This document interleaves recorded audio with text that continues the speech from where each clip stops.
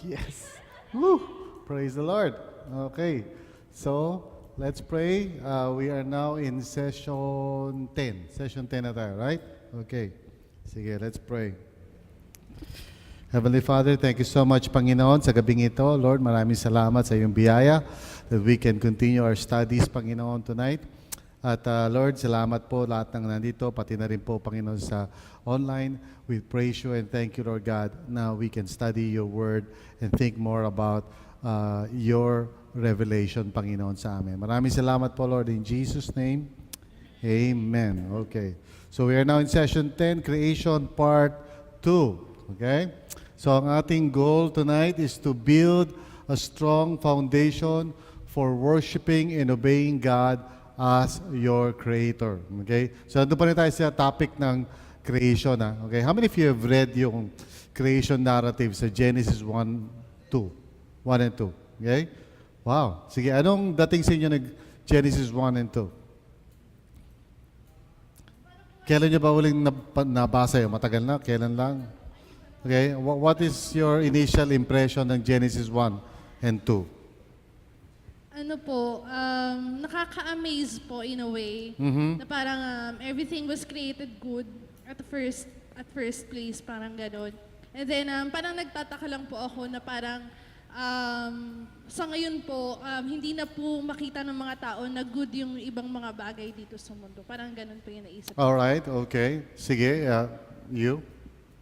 Yun din po, parang very powerful si Lord na kahit sinabi niya pa lang na let there be light and there was light, di ba po? Kahit yung words niya lang po yung ginamit niya, still may na-produce na light, gano'n. Ganun siya ka-powerful na Yes. hindi natin ma-measure yun. Created me, okay? And they created all these things. Then meron such a thing as morality. There's such a thing as right or wrong. There's such a thing as may pupuntahan din ng creation. Right? Hindi lang ito gulong ng palad. Now, a lot of implications. Pag ang tingin ko sa mundo, reality ng mundo, gulong lang ng palad, everything paulit-ulit lang, summer, winter, fall, or whatever, di ba? O paulit-ulit, rainy season, dry season, pare-parehas lang yan, di ba? Tapos, depende lang sa panahon, kung oras mo na, chichugi ka na, tapos na.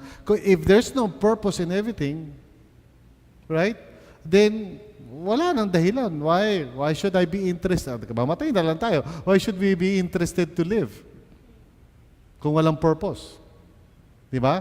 Pag nananampalataya ka na ang mundo ay matter lang, ang daming implikasyon nun. There will be no more reason to live. Diba?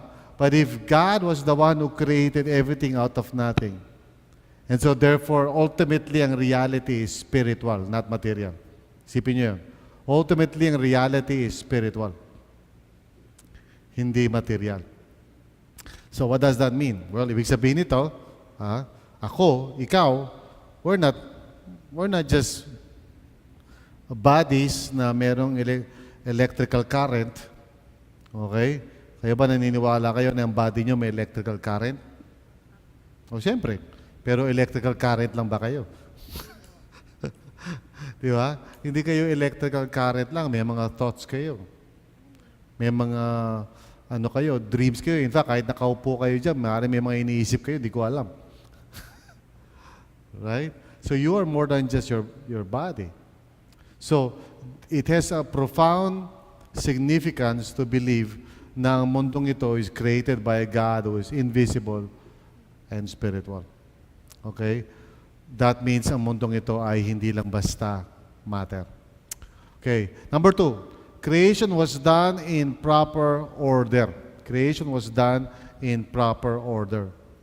Okay? I don't know if we have a verse. Wala tayong verse. Okay. Creation was done in proper order. I think we have a verse doon yata. Meron mahaba, It's a long one, di ba? But basically, itong truth na to is that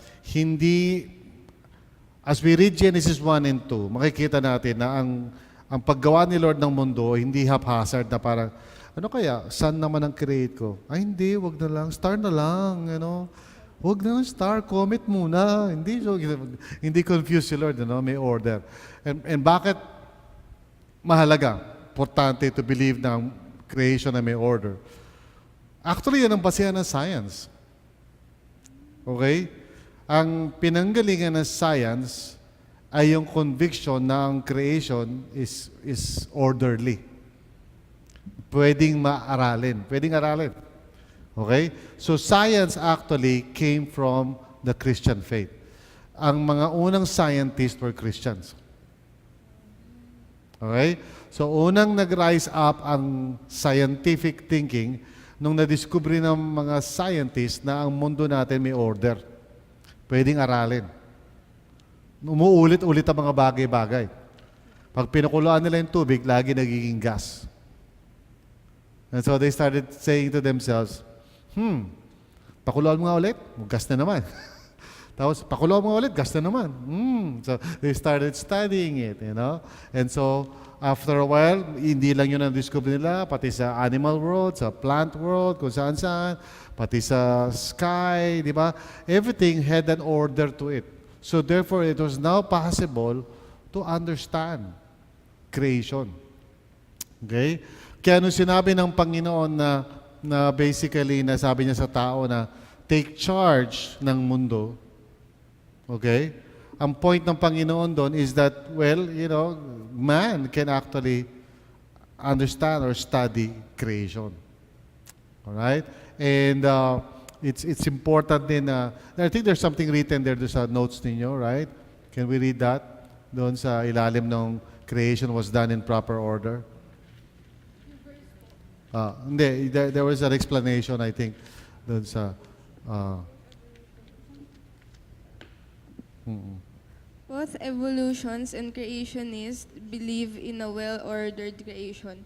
Evolution is the idea that order evolved out of chaos. The Bible teaches instead that order was created by design. All right. So, basically, ang sabi kasi ng evolution, okay, nag-umpisa sa chaotic, no? Tapos hanggang sa naging orderly ang mga bagay-bagay. And then, of course, selection na, natural selection and survival of the fittest. Pero ayon sa revelation ng Panginoon, nag-umpisa ang mga bagay-bagay na may intentionality. Si Lord kinreate niya yung order. Di ba? Dati, wala lang, but God created and put order to everything. Okay. Number 3 is that God saw that it was good. God saw that it was good. In other words, what it means is that lahat ng bagay na kinreate niya is actually good. God richly gives us everything to enjoy. Now, this is important kasi merong kayong may encounter siguro ng mga katuruan o kaisipan na nagsasabi na ang material world ay masama. Okay? Ang material o ang mga is parang, kundi man masama, parang less important than the spiritual. Okay? Parang idea ganito, parang mas importante halimbawa na pumunta ako sa langit kesa manatili ako dito sa lupa. May ganun ang pananaw. Parang pag namatay ka, parang so, nasa mas magandang na siya, mas magandang kalagayan na siya kaysa dati, di ba? So parang ang point yung point noon is parang yung life dito is so unimportant. Ang mahalaga lang talaga is yung spiritual existence. Okay? Now, yung kaisipan na yon ay galing kay Plato. Hindi yung nilalagyan ng pagkain na. Plato yun. Okay. Si Plato, Aristotle yan. Okay, Plato, Aristotle. Yung idea nila is parang yung material world hindi ganun ka-desirable. Mas maganda yung spiritual. Okay? Now, sa Bible, hindi ganun ang tinuturo. Sa Bible, ang tinuturo is that yung material at yung kinreate niya, hindi pangit o hindi masama at hindi parang less desirable. You know? Instead, it is good. Okay? So, maganda yung intention niya sa nature, maganda yung intention niya sa ganon. Of course, yung mundo natin ngayon is under the influence or power of evil. Okay? So, may sin sa mundo. Pero it doesn't mean na sinful yung kumain, o sinful yung matulog, o sinful yung magkaroon ng anak, o mag-asawa, o sinful yung magtrabaho, o sinful... Kasi may mga ganun talaga eh. No? Siguro hindi nyo pa masyado naiisip o na-arok masyado yung sinasabi ko. But may encounter nyo to. Minsan baka kayo ito isip nyo eh. No? Na, example, mas spiritual ang mag-serve kaysa magtrabaho. So, ilan lang nakaisip na ganyan. Okay? Mas maganda mag full-time kaysa mag-work. Mas nanggaling yung kaisipan na yun. Di ba? Doon sa idea na parang, kasi spiritual yun. No? Yung work hindi masyadong spiritual. But God does not make that kind of distinction. Instead, ganito ang pananaw ng Bible. Everything is spiritual. Pati trabaho mo is spiritual. Okay?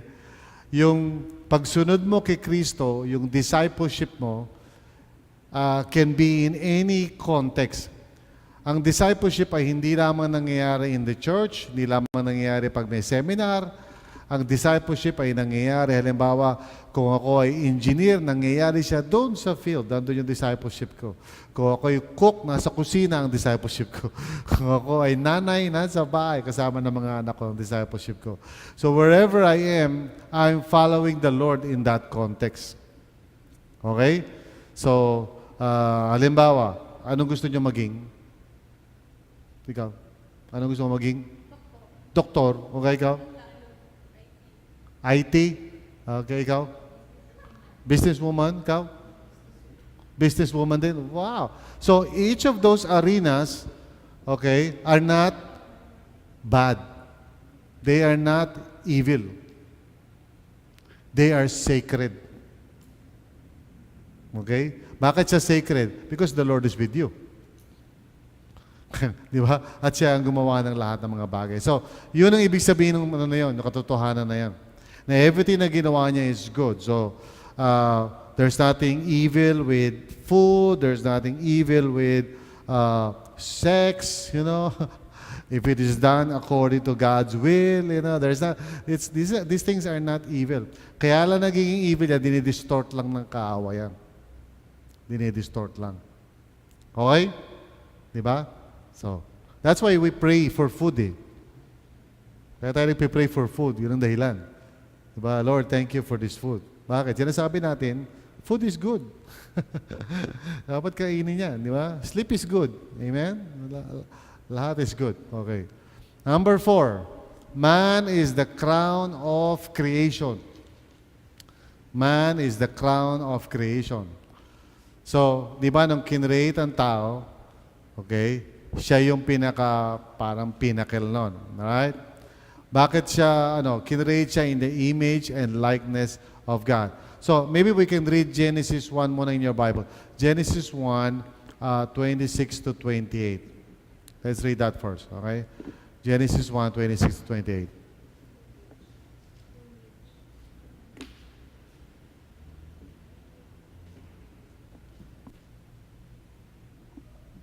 Then God said, "And now we will make human beings. They will be like us and resemble us. They will have power over the fish, the birds, and all animals, domestic and wild, large and small." So God created human beings, making them to be like Himself.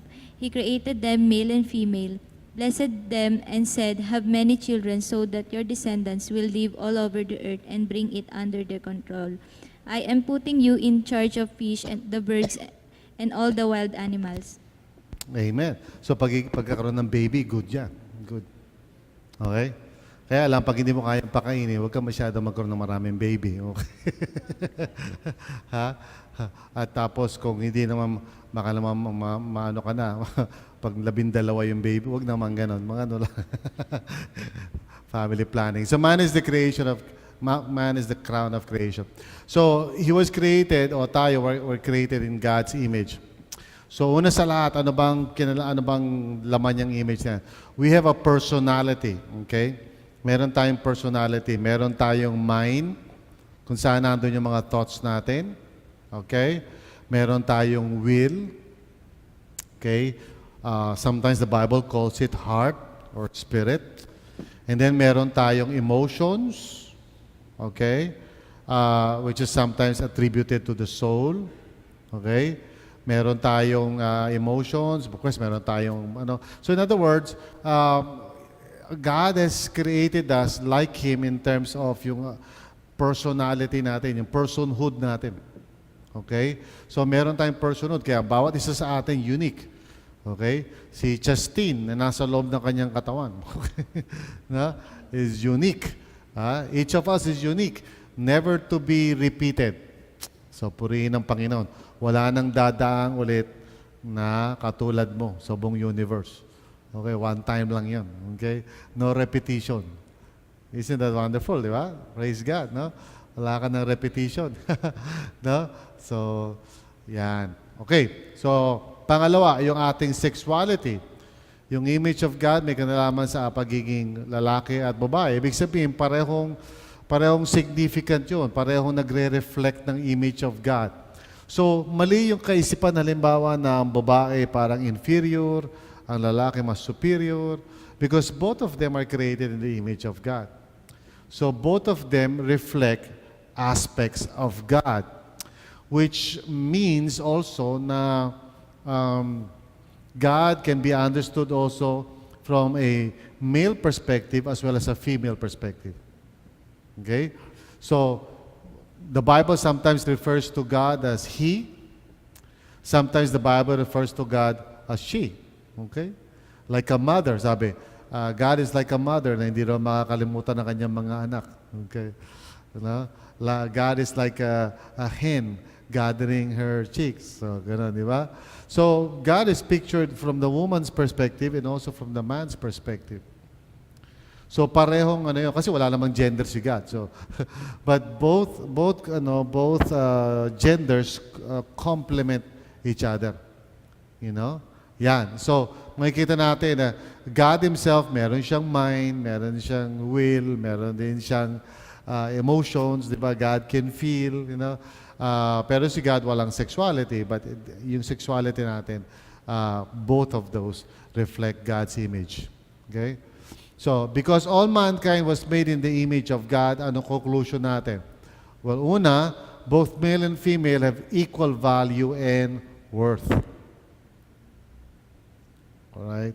Now, pagdating sa pagkakaroon ng equal value and worth, of course, we don't mean to say na hindi pwede magkaroon ng differences of roles.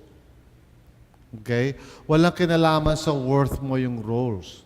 For example, kung ikaw ay presidente, okay, it doesn't mean na kaming mga tauhan mo ay bagay lang. Yung roles mo does not parang transfer into yung worth. Hindi porket manager ka, mas angat ka ng tao sa amin. Naintindihan mo yun? We're still equal. Pero may role ka.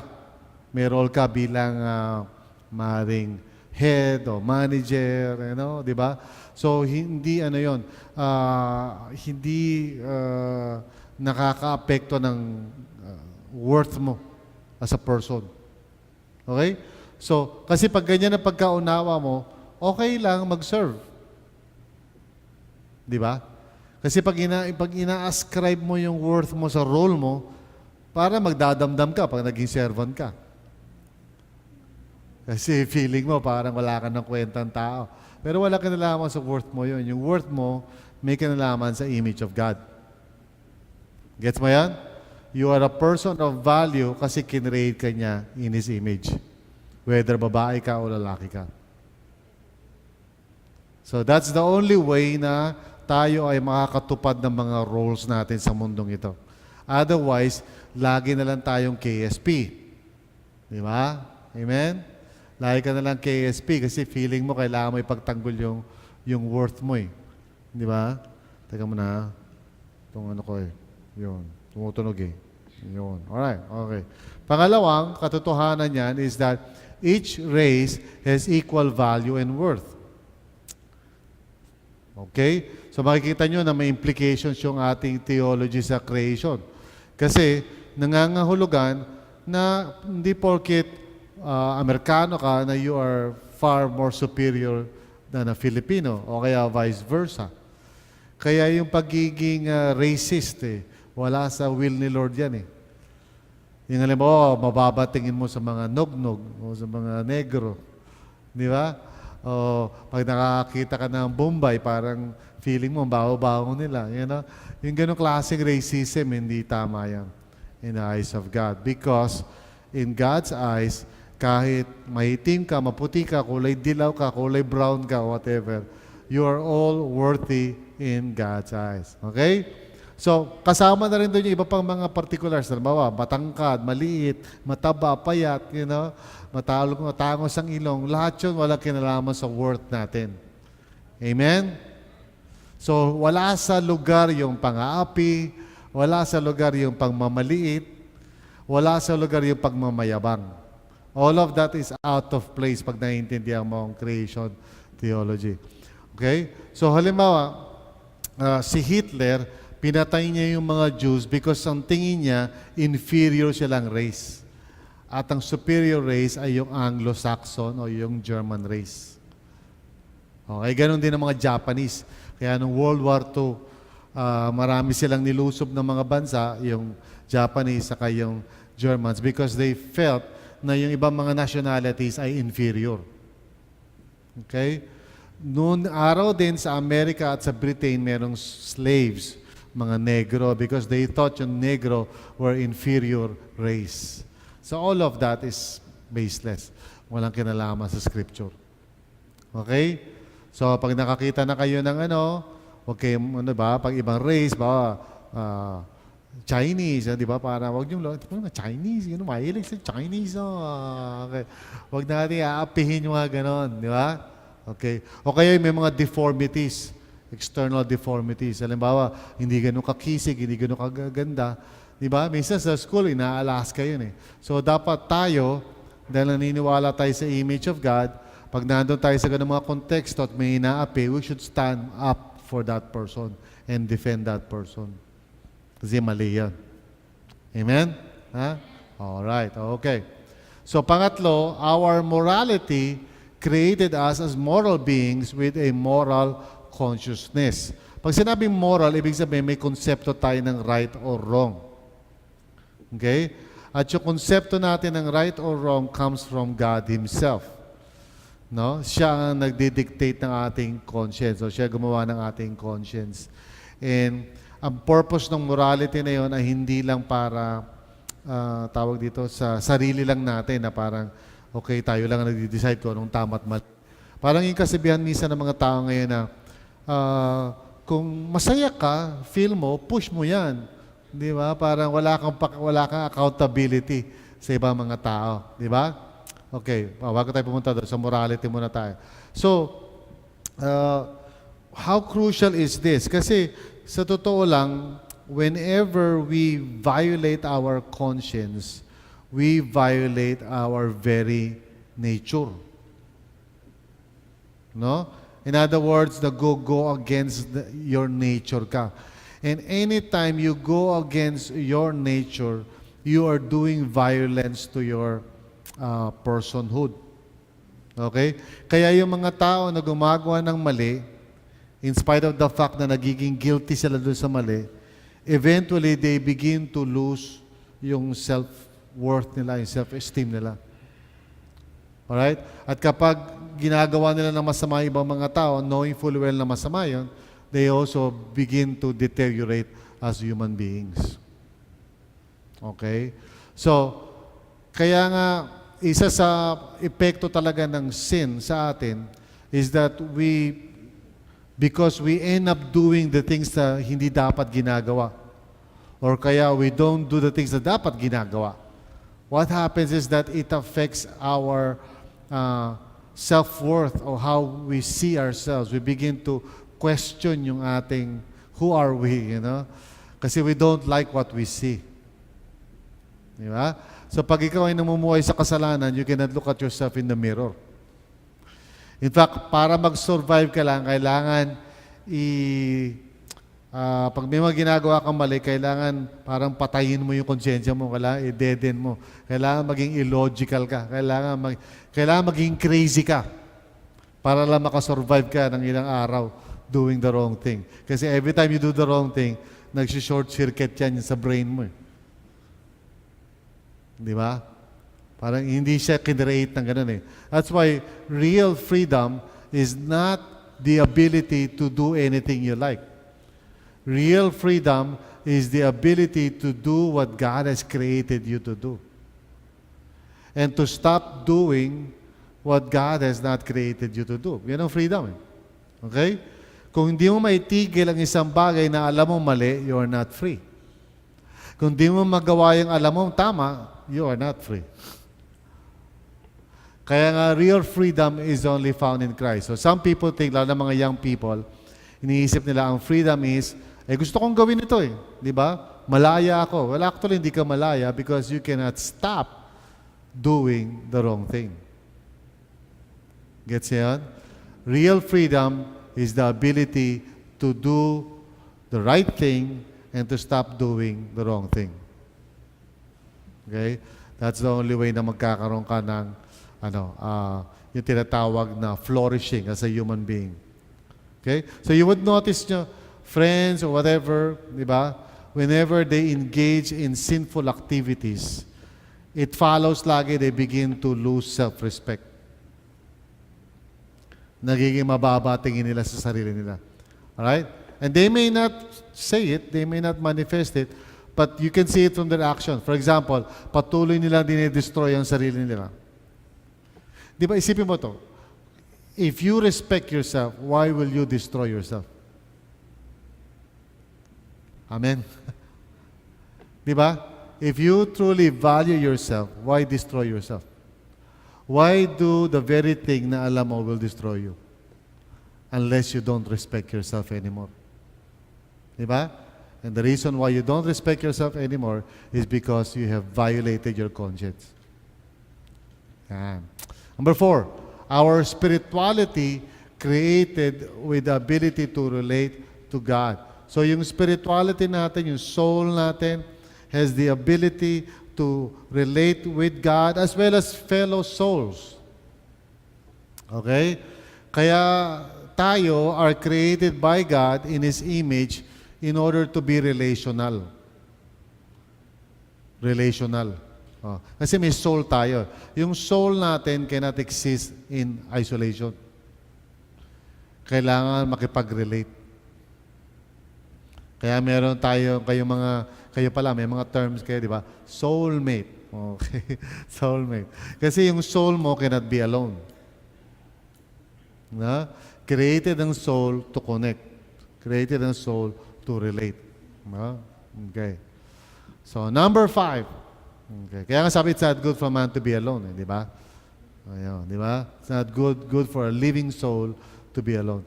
Nung nag-breathe si Lord sa tao, He became a living soul. So, soul na siya ngayon. He's now a soul. Okay, number 5. God finished the job. Hindi job, job. Kasi capital letter, dapat hindi capital letter. God finished the job. Well, kasi ganito, di ba? Genesis 2:1 says, thus the heavens and the earth were completed in all their vast array. Okay? So, everything that needs to be created were created by God. Okay?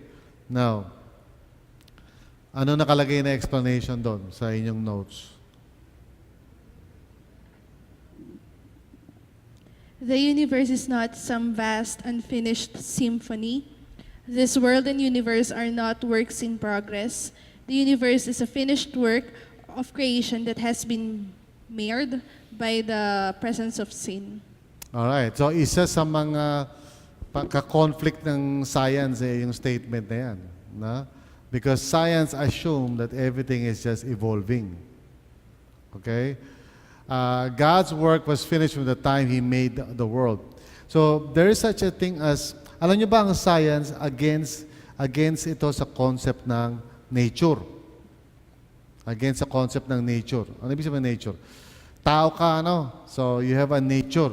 So, kung may nature ka, supposedly, hindi ka pwedeng gumawa ng hindi ayon sa nature mo. Halimbawa, animals. Hindi ka pwede maging animal.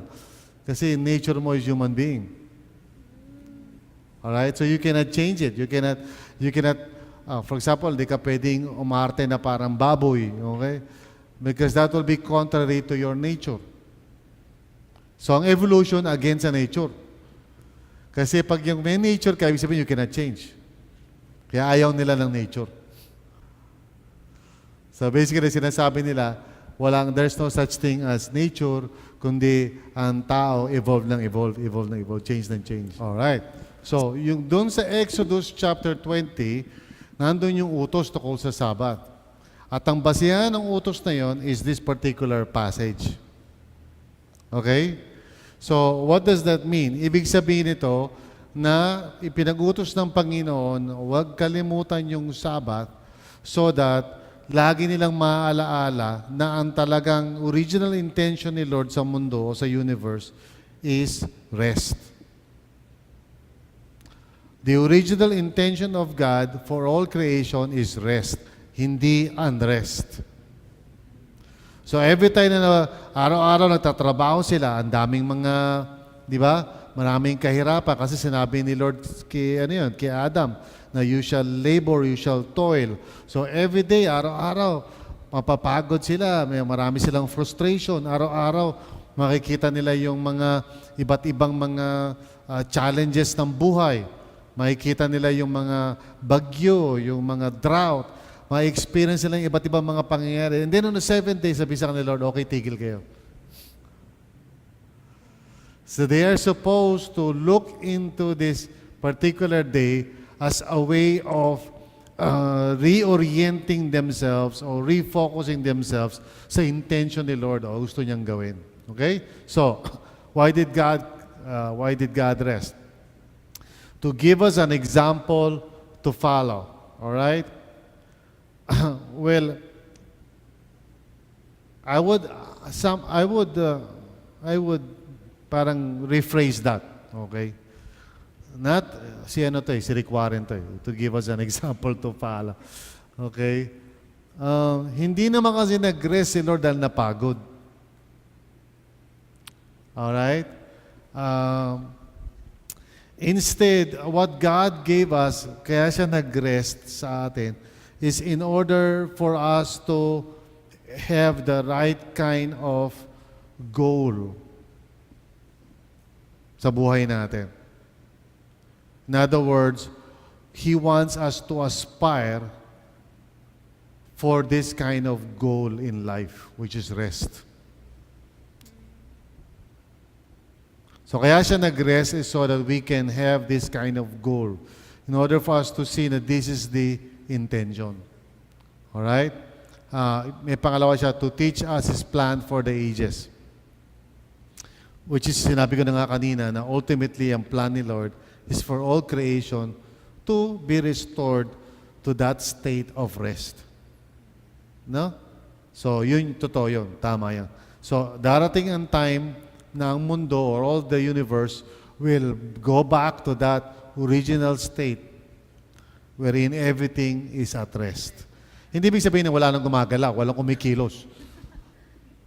Ibig sabihin ng rest, walang unrest. Walang turmoil, walang suffering, walang pain, walang death. Everything is at peace. Okay? So, I would just correct yung unang not to give us an example, but to give us a goal to aspire for. Okay? So, yun ang Bong Bailon version. Ito, Rick Warren version. Okay? To give us an example to follow. Okay?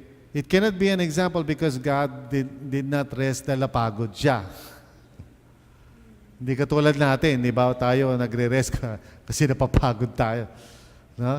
So the reason bakit tayo pinapatigil ng Panginoon ang tao once a week. Okay? This is important for you to understand. Is so that we would always be reminded na ang tamang buhay ay hindi yung buhay na nagpapagal ka, kundi yung buhay na nagre-rest ka kay Lord. So kaya pinapatigil ng Panginoon ang tao once a week para magsabat, Huwag siyang gagawa na kahit ano para ma-remind siya palagi na ang talagang ideal ng buhay, yung talagang buhay na nasa tamang lugar, ay yung buhay na nakarest kay God. Nagtitiwala at nagdidepend. Hindi yung parang nagtatrying hard ka to control your life or to produce your life or to make your life work. Kasi ganoon ang orientation ng tao o ng buhay. Di ba? Kailangan magtrabaho ako, hindi, mamamatay tayo. Ano gagawin natin? Magpipray lang tayo, mamamatay tayo rito. So, ganoon ang orientation ng mga taong walang faith. Kaya nga sabi ni Lord sa mga disciples niya, look at the birds, look at the lilies. Di ba? Kasi ang tendency nga ng tao ay magtiwala sa sarili niya as if kaya niyang isustain ang buhay niya. Kaya ang temptation kay Jesus, sabi niya, turn these stones into bread. Ano sagot ni Lord? Man does not live by bread alone, but by every word that comes from the mouth of God. So pinapatigil tayo ng Panginoon ng once a week para maalala mo that man does not live by bread alone, but by the word of God. Okay? Ang totoo niyan, ang gusto nga ng Panginoon na mangyari talaga sa atin, ultimately, hindi yung once a week lang tayo nagsasabat, but every day tayo nagsasabat. 365 days in a year tayo nagsasabat. Kaya pag binasa niyo yung Bible, merong weekly Sabbath, merong isang buwan na Sabbath, isang linggong Sabbath, merong isang buwan na Sabbath, merong isang buong taon na Sabbath. Okay? Which ultimately leads to Hebrews 4, which is called the eternal Sabbath. As a Hebrews 4. Sabbath rest. So, basahin nyo yan. Okay? Pag may time kayo. Alright? So, yan yung goal. Ha? So, why did God rest? To give us a goal to aspire for. Okay? And to teach us His plan for the ages.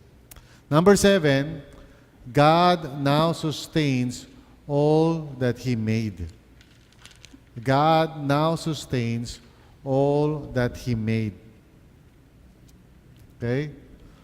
Who fathers the drops of dew? Sabi sa Job 38:28. God reigns over the nations. God is seated on His holy throne. Okay? So in other words, God now sustains all that He has made. Ano implication yan? Ang mundo is not going out of control. So hindi tayo dapat matakot dun sa mga, alam mo na yun, mga 2012 na yan, mga Inka na yan, kung sino-sino ba yan, di ba? The world is not parang chaotic na, ano, yung may parating daw na comet, babangga sa Earth, sasabog tayo, o kaya dahil sa global warming, di ba, magiging yelo tayo sa Pilipinas. All of those things are not, di ba? God sustains the universe. At siya rin yung, siya rin yung magpuput ng end to the material world as it is and bring forth a new kind of material world. A new world. A brand new world. Okay. It's a new world. So, di ba nakakatuwang malaman na God sustains everything kahit yung pagbaksak ng maliit na dahon and all of that, God sustains all of that. Di ba? So, purihin ang ating Panginoon. Yun. All right. So, let's discuss this topic right now. Una sa lahat, question natin, what stands out in your mind as one of the most powerful pictures of the creative mind of God? Wow. Anong naipipicture nyo ba doon sa creation as God created? Imagine niyo ay sarili nyo nandun kayo.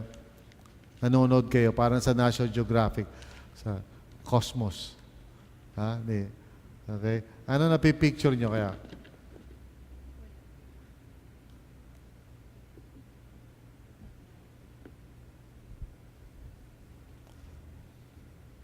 Can you picture in your mind one created thing na parang nakaka-amaze isipin na ginawa ni Lord? Sige. Ikaw. Ludi? May na-imagine ka na ba? Opo. Ano? Yung galaxy po, yung universe po outside the Earth. Okay, yung Galaxy. Yeah, so nanood kayo ng ano, di ba? No, Opo. kay Louis Giglio. No? Sobrang amazing po. Amazing nga yun, di ba? Yes. Oo. Kaya isa naisip ko parang pinaint lang ni Lord yun doon para makita natin sa telescope. Para lang matuwa tayo. Oh, ganda Lord. So, ano pa mga na-imagine yung mga creative things na nakaka-amaze isipin kung paano na-imagine ni Lord yun? Ako po kung paano kinuha ni Lord yung rib galing kay Adam, tapos naging babae yun, tapos walang sugat si Adam. Parang, wow! Okay. Galing. Ano, Amazing. parang ako, hindi ko ma-imagine yun. Parang kinuhanan ako ng rib. Parang masakit yata. Hindi, joke lang. Yeah, no? Sige, anything else? Any other creative thing na parang nakaka-amaze? Mamaya ka na. Tapos na sila. Sila naman. Oh. Sige, ikaw. Oh. Ano po yung paghiwalay po ng dagat sa heaven. Paghihiwalay ng langit sa lupa saka- o tubig? Opo, tubig. Oo. Ay, sa Genesis, ano? Opo. Yan, nakakatuwa isipin niyo paano niya ginawa yun, ano? How God just, wow, ewan ko paano nga niya ginawa yun. And also, pag inisip natin yung halimbawa, no, yung fingerprint lang ng tao, no? That's amazing, no? Walang parehas, no? Talaga, iba-iba, di ba? No? So, nakakatawa. Sabi nga nila, snowflake, di pa nakakita ng snowflake. Pero sabi ng snowflakes daw, iba-iba, bawat flake. So, ang galing naman ni Lord. Parang yun, iba-ibang kinikreate, iba-ibang klaseng snowflakes. Ano? Walang parehas na snowflake. No? Galing, ano? Okay. In what ways does God's creation speak to you specifically about the person and character of God? Okay? Example, when I look at the stars, okay, when I look at the ocean, okay, when I look at the Grand Canyon, okay, when I look at Taal Volcano, okay, ano ang nagiging parang, ano ang dating sa iyo when you think about a certain kind of creation? Sa akin po yung yung universe nga po yun. Kasi sabi kasi dun sa may una po bago yung sa How Great is Our God, yun sa indescribable daw po. Kasi yung universe po, parang meron pa siyang parts na unexplored, ganun. Tapos, pag inisip nyo po, ganun ka-great si Lord na, may mga bagay pa na hindi na-explore, pero ang laki na ng universe, ganun. Sabi pa doon ni Louis Giglio, what if the universe daw po is created to tell us na yung greatness ni Lord is immeasurable talaga. Kasi sobrang laki nun ng universe. Yeah, oo. So yung mga scientists nga na-amaze pag ini-imagine nila yung creation. Pero hindi nila nare-relate dun sa idea na what if kaya ginawa ni Lord yung para ma-amaze ka kay God? Hindi para ma-amaze ka sa creation. Di ba? Kasi na-amaze sila sa creation, parang wow, billions of years. Ako naman, pag iniisip ko, not necessarily yung malalayo. Pag nakakita ko ng isang yung virtuoso, yung magaling tumugtog, no? Tapos na-imagine ko na all over the universe may sounds. Hindi natin lahat naririnig ngayon kasi iba yung frequency niya. You know? Nung nandun ako sa Passion Manila, nanonood ako noon, pinakita doon o pinarinig sa amin yung iba't ibang tunog ng mga whales, ng mga stars, tapos basta iba't iba. Tapos kinumbay ni Louis Giglio. Tapos nung kinumbay niya, in-arrange niya yung tempo, kasama yung konti ang ending, How Great is Our God. You know, how great is our God. Tapos yung mga whale, woo, woo, mga ganun yung mga whale. Nakakatawa isipin, di ba? So, I think right now, as we speak ngayon, maraming sounds, pero not capable of hearing din natin, di ba? It's beyond. Yung aso siguro naririnig niya, no? Kasi iba siguro yung kanyang hearing capability, no? Tapos siguro, language yung mga sa dolphins, pa nag-iingay sila, dolphins, language, nag-uusap sila, di ba? Hindi natin alam kung ano pinag-uusapan nila. Baka sa New Heavens and New Earth, maintindihan na natin yun, ano? Okay. Number 3, how does the truth that God is the Creator help you to look at this world with a greater sense of security? O yan. Yun na nga. How does it help you or make you feel safe? Yung pinag-aralan natin tungkol sa creation. Maraming ginagawa this past few days. And meron ka ring situation in life and all. So, parang nahihirapan po talaga ako to find time personally to set aside para sa kanya lang. And then I was taught by the Lord last week na i-practice yung presence niya this week. Na hindi, parang tawag dito, despite of all the things that is happening sa personal na life mo, that i-acknowledge mo palagi yung presence niya with you so that you can have this rest na meron siya para sa'yo. Ayun po. Yeah, okay. Alam mo, meron ako napanood sa TV, no? Yung sa brain game. Ako kung napanood niyo yun. Yung, gawin mo daw yung parang itaas mo yung thumb gano'n, tapos iganon mo. Okay? Di ba? Tapos baliktarin mo, thumb naman ito, tapos yun naman ituro mo. Okay? Tapos gawin mo na mabilis. Sige na. Dali, kailangan sabay-sabay. Oh. Una, thumb muna to, tapos nakaturo, tapos ito naman yung thumb, ito naman yung turo. Alright. Hirap, di ba? Okay, so, ganito kasi yun. Yung brain mo kasi, yung buong body mo, when you're trying to do two different things at the same time, and then for the first time, your body cannot do it. And your mind cannot do it. Magagawa mo lang yan pag pinractice mo na pinractice yan for several days. Magagawa mo yun. Parang katulad ng paglakad ng baby ka, because you have not done it yet, hindi ka makalakad. Actually, capable ka maglakad. Pero hindi ka makalakad because you have not really done it. So hindi pa ma-process ng mind mo to step right, step left. Na? Maraming complications. Pag nag-aaral ka magmaneho, ganun din. It's so complicated. So anything that involves the body and then parang maraming aspekto and you're going to do it the first time, hindi mo magagawa. So, ano application nun? Trying to practice the presence of God is like that.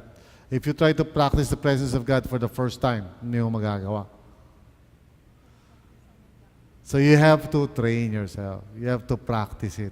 Hanggang sa kahit na magulo, kahit na maraming distractions, nakaka-practice ka pa rin ng presence of God. So it takes a while to practice it. So hindi mo makukuha yun ng one time. Gets yan? Ha? I hope that encourages you. Okay? Maging prayer yan or anything na ginagawa mo spiritually which involves your body. Kasi lahat naman ng spiritual discipline involves your body. So, you cannot do anything involving your body for the first time. You have to do it several times, repeatedly, hanggang it becomes part of your body. So right now, may mga nagagawa ka ngayon na automatically because you train your body. Of course, meron kang mga tinatawag na fight, reflex. Yung mga reflex na tinatawag. Yun, hindi mo, parang more like, nakasanayan mo yun, di ba? Kaya pag may nanggulat yung buha, yun, so nagugulat ka lang. Okay, nananapa ka, whichever comes first, okay? So, pero, a lot of things na ginagawa mo ngayon, hindi mo na siya, what do you call this, hindi mo naman siya, ngayon lang ginagawa.